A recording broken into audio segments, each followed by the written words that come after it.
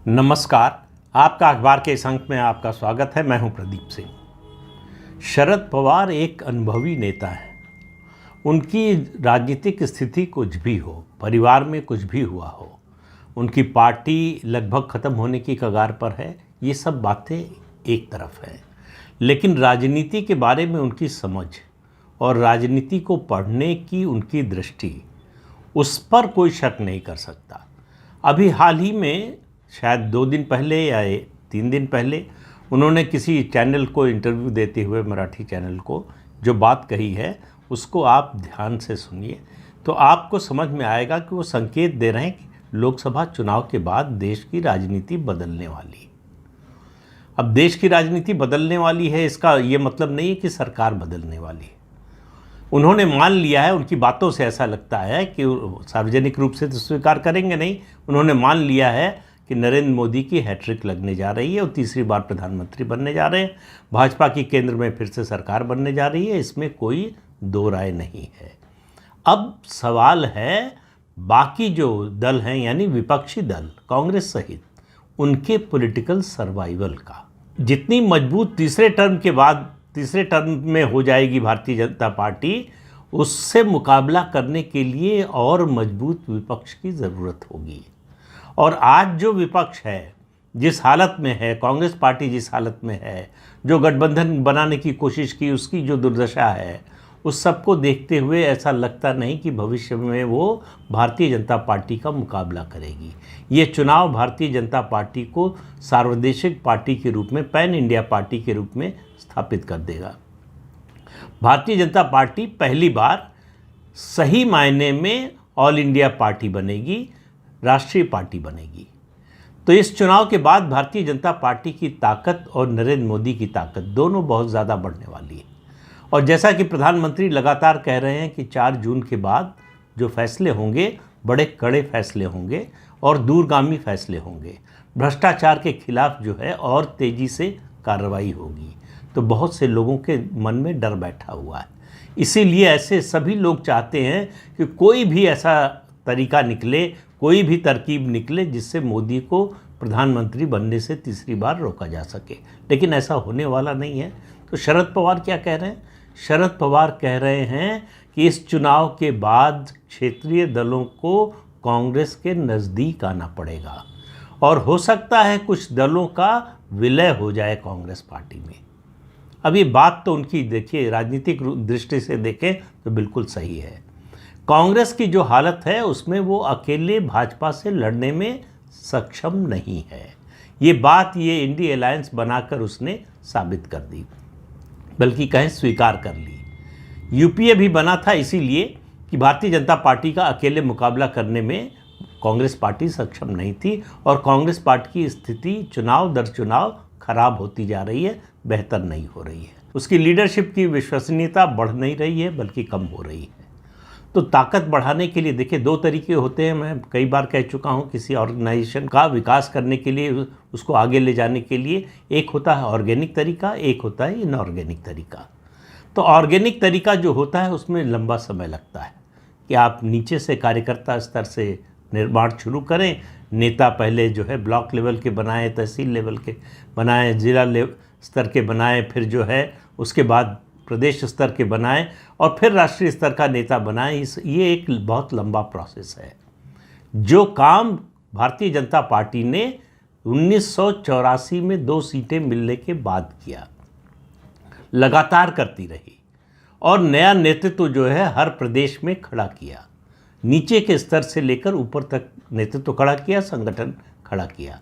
लेकिन उसको भी जो है यहाँ तक पहुँचने में लगभग 40 साल लग गए। तो ये प्रोसेस जो है बहुत आसान नहीं होता है। दूसरा होता है इनऑर्गेनिक तरीका, कि आप बाहर से लोगों को ले आएं, जो भारतीय जनता पार्टी नई छलांग लगाने के लिए कर रही है। भारतीय जनता पार्टी अपनी ताकत इतनी बढ़ा लेना चाहती है कि उसका मुकाबला करने लायक कोई और विपक्षी दल रह ही नहीं जाए। इसलिए जो ये सवाल उठते हैं ना कि आखिर भाजपा अगर इतनी ताकतवर है, अपनी जीत के प्रति इतनी आश्वस्त है, तो कांग्रेस से या दूसरे दलों से लोगों को क्यों ले रही है? वो दरअसल सिर्फ अपनी ताकत बढ़ाने के लिए बाहर से लोगों को नहीं ले रही है, वो अपने विरोधियों को कमज़ोर करने के लिए भी ले रही है ऐसे लोगों को। ये एक साथ दोनों काम हो रहा है, अपनी ताकत बढ़ रही है और अपने विरोधी की ताकत घट रही है, तो इसका मल्टीप्लायर इफेक्ट होता है, इसलिए ये हो रहा है। भाजपा में बहुत से लोगों को बेचैनी है कि बाहर से इतने लोग आ रहे हैं, पार्टी के अंदर जो लोग हैं जिन्होंने इतने लंबे समय संघर्ष किया उनका क्या होगा, ये चिंता बड़ी स्वाभाविक है।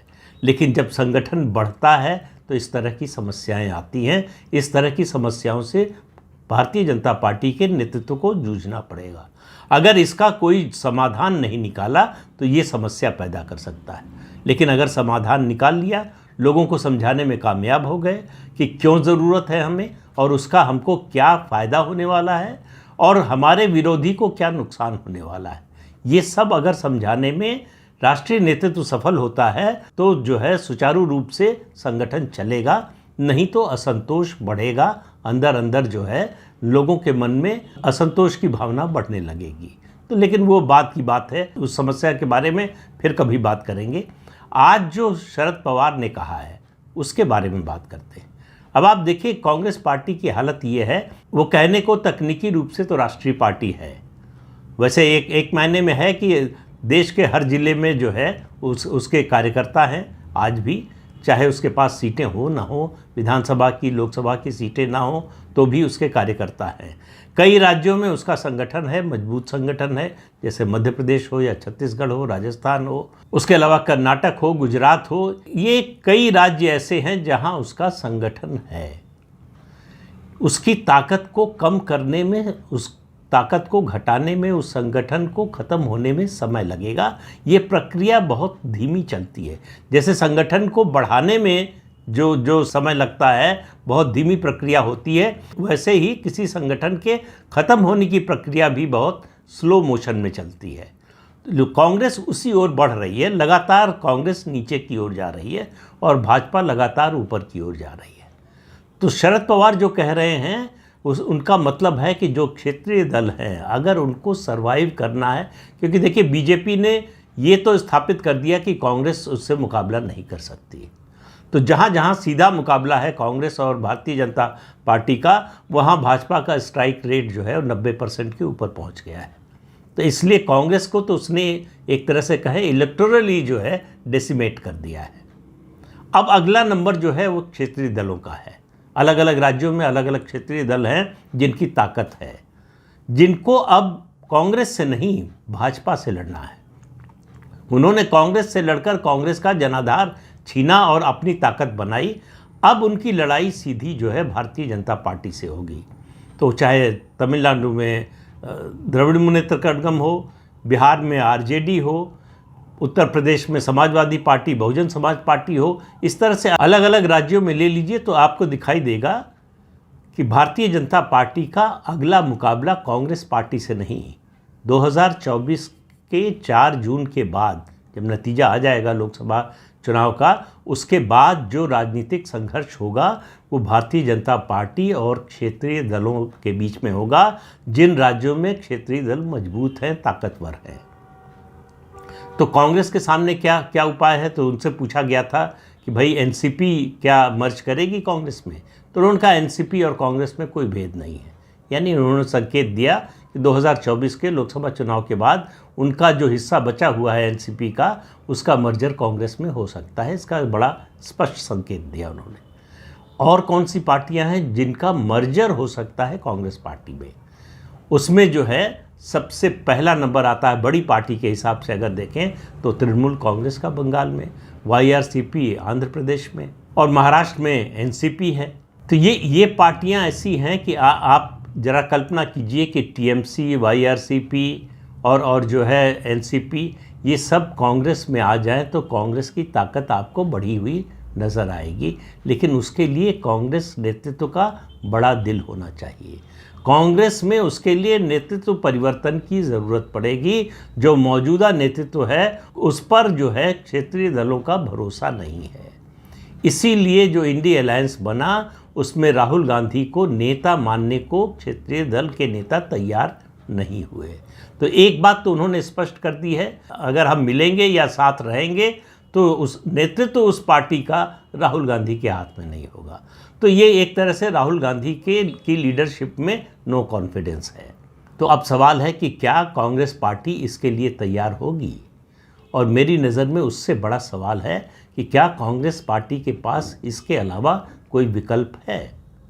तो जो शरद पवार कह रहे हैं वो इंडिकेशन दे रहे हैं कि 2024 के लोकसभा चुनाव के बाद देश की राजनीति में बड़ा बदलाव होने वाला है, यानी रीअलाइनमेंट होने वाला है पॉलिटिकल फोर्सेस का। और वो रीअलाइनमेंट जो है वो एक नई भाजपा विरोधी राजनीति को जन्म दे सकता है। अगर भाजपा के विरोध में एक पार्टी बने जो ज़्यादा ताकतवर हो, जिसका जनाधार ज़्यादा बड़ा हो, तो वो भाजपा से मुकाबला कर सकती है। अगर इसी तरह से जो वर्तमान परिस्थिति है उसी तरह से पार्टियां बटी रहें, अलग अलग रहें, तो भारतीय जनता पार्टी की जीत आसान हो जाएगी। अगला नंबर आप देखिए, अभी जो चुनाव चल रहा है उसी में आपको दिखाई देगा 2 क्षेत्रीय दलों का अवसान होने जा रहा है। एक तो सत्ता से बाहर हो ही गई है, हालांकि उसको बीजेपी ने नहीं हराया है, कांग्रेस ने हराया है, वो बीआरएस चंद्रशेखर राव की। दूसरी पार्टी जो सत्ता से बाहर जा सकती है वो बीजू जनता दल है।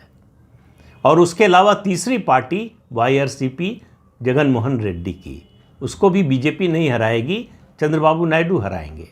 लेकिन ऐसी पार्टियों, क्षेत्रीय पार्टियों को जो दूसरी क्षेत्रीय पार्टियों को हराते हैं, हराने की ताकत रखते हैं, उन पर भाजपा की नज़र है कि उनके साथ मिलकर चलना। जैसे जेडीएस, मुझे नहीं लगता अगले चुनाव तक जेडीएस नाम की पार्टी रहेगी, भारतीय जनता पार्टी में वो समाहित हो जाने वाली है। तो भारतीय जनता पार्टी ये भी काम करती है कि साथ लेकर भी आपको ख़त्म करती है, कई क्षेत्रीय दलों को कर चुकी है। तो अगला नंबर जो है 2 पार्टियों का मेरी नज़र में है, एक कर्नाटक में जेडीएस और बिहार में जनता दल यूनाइटेड। ये दोनों पार्टियां जो हैं अगले लोकसभा चुनाव तक मुझे नहीं लगता कि चुनावी मैदान में होंगी, ये भाजपा में समाहित हो चुकी होंगी, या इनका बंटवारा होगा, बड़ा हिस्सा भारतीय जनता पार्टी के पास आ जाएगा और कुछ हिस्से जो है किसी और पार्टी के साथ जा सकता है। जैसे बिहार में जेडीयू का एक हिस्सा हो सकता है आरजेडी के साथ चला जाए। तो जेडीएस में ज़्यादा कुछ बचा नहीं है, तो और जेडीएस और कांग्रेस का हमेशा 36 का आंकड़ा रहा है। कार्यकर्ताओं में कभी कोई सिनर्जी नहीं रही है, कोई कभी केमिस्ट्री नहीं रही है। तो इसलिए जेडीएस का कोई हिस्सा, एक आध नेता जो है इंडिविजुअल, वो भले कांग्रेस में चला जाए, लेकिन पार्टी का संगठन कांग्रेस के साथ जाएगा ऐसा लगता नहीं। जो बचा हुआ संगठन है जेडीएस का, वो भाजपा में आने के अलावा उसके पास और कोई विकल्प नहीं है। इस तरह से अगला चुनाव कल्पना कीजिए, हालांकि बहुत जल्दी है, 2029 के चुनाव की बात कर रहा हूँ मैं। अगर दूरदर्शिता दिखाएगी कांग्रेस पार्टी और क्षेत्रीय दलों से बेहतर तालमेल या विलय की कोशिश करेगी, और उसके लिए उसको पार्टी का नेतृत्व छोड़ना पड़ेगा, उसको परिवार का मोह छोड़ना पड़ेगा। ये बहुत बड़े प्रश्न हैं, क्या कांग्रेस इसके लिए तैयार होगी? आज जो परिस्थिति है उसमें तो लगता नहीं, लेकिन 2024 के बाद क्या परिस्थिति बनेगी इसके बारे में अभी कहना मुश्किल है।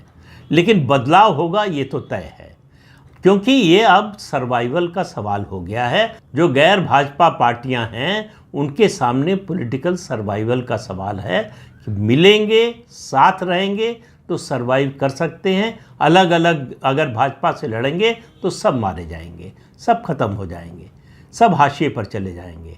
तो क्या इन पार्टियों को ये समझ आएगी? एक कोशिश जो है नीतीश कुमार ने ही शुरू की थी, वो जब एनडीए से निकलकर महागठबंधन में गए थे, कि जो जनता दल के घटक हैं उन घटक दलों का विलय हो जाए, एक नई पार्टी बने। उस समय प्रस्ताव दिया गया था कि मुलायम सिंह यादव को उस नई पार्टी का अध्यक्ष बना दिया जाए।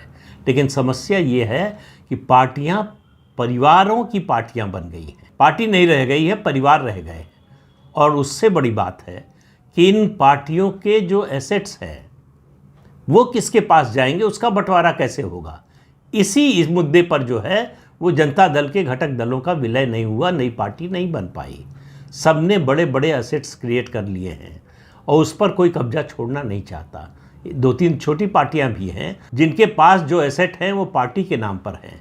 अपनी पार्टी का विलय कर दें तो वो एसेट किसके पास जाएंगे? उनको तो नहीं मिलेगा उस तरह से, या पूरा हक तो नहीं ही मिलेगा। तो इसलिए वो अलग पार्टी चला रहे हैं, मजबूरी में चला रहे हैं, वो अपनी संपत्ति को बचाने के लिए। लेकिन 2024 के बाद 4 जून के बाद उनके सामने विकल्प बचेगा नहीं। तो क्या वो राजनीतिक हाराकिरी करेंगे या दूरदर्शिता दिखाएंगे, व्यवहारिकता दिखाएंगे, व्यवहारिक राजनीति करेंगे और आगे का रास्ता कैसे सुगम बने इसकी कोशिश करेंगे। तो इस अंक में इतना ही। अगले अंक में फिर मिलेंगे किसी नए मुद्दे के साथ। तब तक के लिए अनुमति दीजिए। आपसे अनुरोध है कि ये चैनल देखिए, शेयर कीजिए, लाइक कीजिए और सब्सक्राइब ज़रूर कीजिए। नमस्कार।